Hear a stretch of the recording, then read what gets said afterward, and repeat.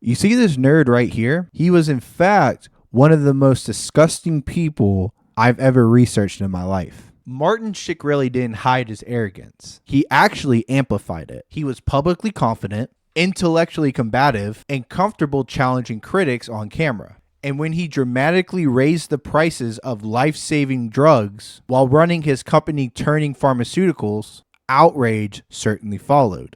And the crazy part was, he never actually retreated. He, in fact, leaned into it. This is something called grandiosity as strategy, because high-functioning narcissism doesn't always seek approval. Sometimes it seeks dominance. Shkreli projected public superiority, signaling that he was smarter than journalists, critics, and regulators. And that display created an illusion of control.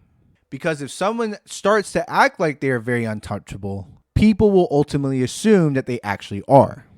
He also demonstrated something called moral detachment. Business decisions were always framed as rational strategy, and ethical consequences were seen as emotional overreactions. And when that empathy is reframed as weakness, detachment feels powerful. There's also something else here, something called enjoyment of the outrage. Because for some personalities, controversy isn't a liability, it's fuel.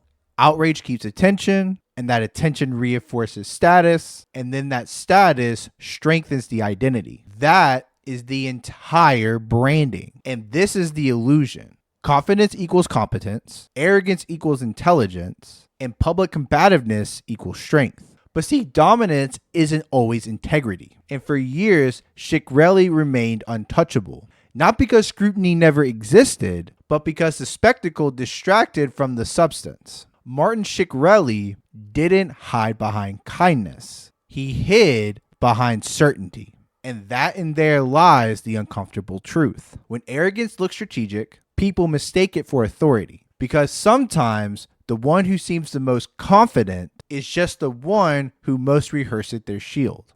And if you enjoy looking at dark psychology and you want to know more about these behind true crime cases, go ahead and hit that follow button so you don't miss out on the next one.